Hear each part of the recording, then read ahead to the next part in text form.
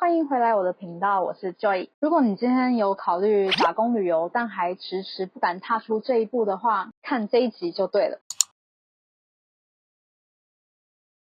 第一个是找房，你到国外要住哪里是一个非常重要的议题。那就我的经验来说，我是先从打工换宿熟悉法国生活的。我当初是在一个 Workaway 的网站上面找到这个打工换宿才飞过去法国的。我在诺曼底一个从加拿大移民到法国的家庭里面待了2个月，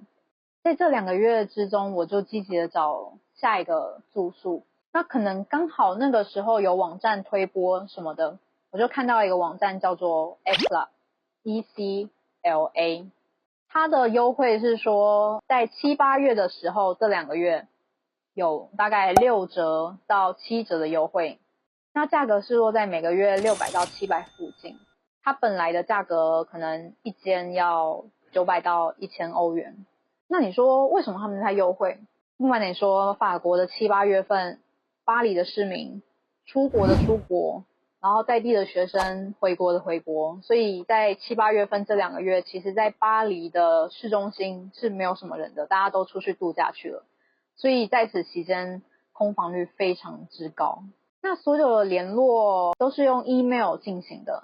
它有一个表单，你在线上填好它的表单之后，再用 email 去跟它的专员去做联络就行了。那如果你有任何问题想直接问也没有关系，因为他们有一些人是会说英文的，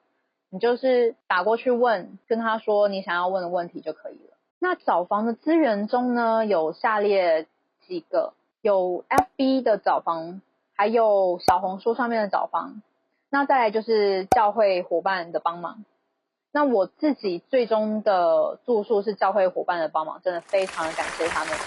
他们有帮我找2间，应该是说有换过2间。对，第一间是每个月800，那它都有包含厨房、自己的卫浴，然后房间，然后比较大。那因为是由他们的仓库新改建的，所以会比较贵，每个月800。第二个也就是最终我一直待的地方，是离市中心坐捷运大概30分钟的路程，那它的价格是落在650左右。它里面有包含床、衣柜、书桌、厨房，有小冰箱，还有自己的个人卫浴。那其实坪数不大，大概是4到5坪之间，是一个非常小可是功能都有的一个小房间。它是一个别墅，可是分给大概5到6个房客去居住的。第二个是通讯，不管在哪里都一定要网络。我在去法国之前有大概查了一下，网站上面不外乎都是推荐一些像是 Orange、SFR、Bouygues 还有 Free 这4个电信业者。就我所知，很多人有用 Free。那为什么我最终没有选择这家而用别家的原因，是因为它的基地台设的比较密集在市中心。如果你到其他偏远的地方的话，它其实收讯是很差的。那我最终用的是 Prestel， 它是我的法国朋友的朋友推荐的一个电信。我自己使用下来1年，觉得都还不错，所以在这边推荐给大家。我那个时候是用月租欧元 9.99 的方案，那它这个方案每个月就是有给你150到190 GB 的额度，这个额度我相信如果你每天看影片的话还是非常够用的。那它这个方案还有包含无限的通话还有简讯，重点是如果你去别的国家玩的话，它还有额外的15 GB 提供给你，就算你1个月去2个国家玩好了，15 GB 也是非常够用的。它这个15 GB 包含的国家有非常多，你想得到的欧洲的国家它几乎都有包含，也有包含北欧和英国。就是你到其他国家玩的时候，你就完全不用 SIM 卡，你就是手机先开飞航模式嘛，到那个国家再把飞航模式关掉，开启你的数据漫游，基本上它就可以直接有网络给你了，非常的方便。然后我看一下，它还有 1.99、4.99 还有 7.99 的方案，从每个月6 GB 到140 GB 不等。你可以去它的官网看看，全程都在线上办理，不用跑去门市。只要你在网络上填好你的地址，SIM卡大概就会在3到5天不等寄到你的地址给你。然后你就直接装上去就可以用，非常方便，价格又实惠，超级大推。第三个银行，你到国外一定要付钱买东西吧？那你说我有台湾的外币卡，可是外币卡你就算在国外刷，它也会额外收你一笔手续费。那你说现金吗？我跟你讲，在国外带非常多现金是非常不安全的，非常容易被偷。而且就算你去国外领钱，有很多街友或是难民，他就直接坐在提款机下面，你提个款心里也是非常的不安。那怎么办呢？我当时就想说，好，要不然去当地的银行办个账户好了。那就我一路打听下来，你去他的银行办一个账户，你要具备非常多的文本资料，那些就先不说了。还有你每个月要付他$10的手续费，这点就有一点 ridiculous， 你不觉得吗？就是他银行什么事情都没有做，可是我要付他$10的手续费，因为在台湾你就是把钱存进去就好，你就不用再额外付什么钱。所以又经过一些的比较还有搜寻，我查到的是 Wise，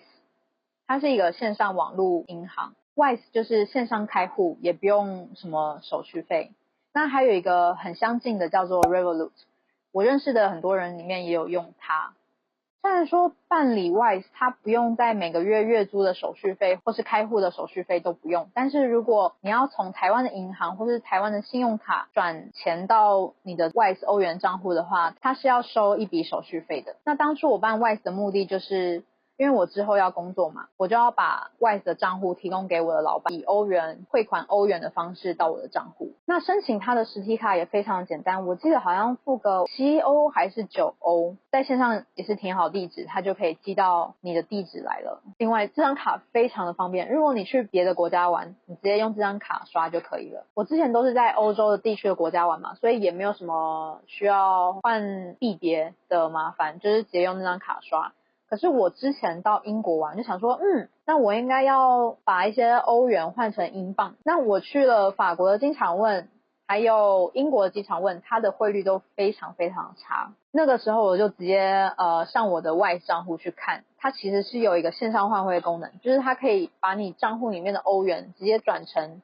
看你要转多少，直接转成英镑。那你去英国的时候直接用你那张卡刷，它会直接从你的英镑里面先去扣，如果扣不到才会从欧元去即时换汇扣款这样。所以 Wise 简单方便，换汇率又高，大推给要去国外的朋友们。好，第四个是找工作。你说我不会法文，我怎么找到工作？那可巧了，我也是零法文基础就去法国打工旅游。我在去法国打工旅游是有在网络上先做一些功课的。我找到一个网站叫做法语鹦鹉螺，它有提供非常非常多的工作链接，我会把那个网站放在底下资讯栏。它提供的一些链接像是 LinkedIn、Indeed、BabaJob， 还有一些 FB 的社团。那就先说结论，我的工作是在 FB 的社团一个叫做巴黎台湾同学会上面找到的。因为在巴黎台湾同学会，他们有的一些条件都是你只要会讲中文或是英文，你就可以去那边工作了。但如果你法文程度不错的话， LinkedIn 还有 Indeed 上面其实有蛮多的工作机会提供给你。那我当初到巴黎，其实我也用过 Google Map 去找工作，就是你先选定你想要去打工的店，然后将纸本履历带过去给他们，就是去询问说你们有没有在征工，那如果有需要的话可以参考一下我的资料。那说到履历，因为在法国影印是非常贵的，所以如果你要去法国打工旅游的话，建议你可以先印个10张到20张的履历过去。我自己是有印了20份履历过去，但我印象中好像只用了5张。那我也看到网络上有人就是选定了法国的雪场，那点进去他的官网，直接把履历寄到他的 email 里面去询问说这边有没有缺人，然后他就会直接用 email 去跟你做联系。那我在这些法语鹦鹉螺提供的连接里面，真的是也是投了非常多的履历，其实基本上有100封都石沉大海吧。可是就是不要放弃，一定会有适合你的工作，加油。好，那最后的最后，你生活经验也有了，工作也找到了，好像还差了一点什么，对不对？没错，那就是朋友。交友也是非常非常重要的一环。那我个人因为有宗教信仰，所以我就有去了教会。那教会就有认识一些朋友，或是你也可以透过 Meetup 这个网站，它是一个国际的网站，它里面有一些像是一起运动、一起野餐、一起骑脚踏车、一起读书，或是像是一些 language exchange，还有非常多活动，有些是免费的，有些是要钱的，也可以在此活动中交到朋友。要不然就是一些 FB 的 group，像是 International Student in Paris 或是 Girls in Paris，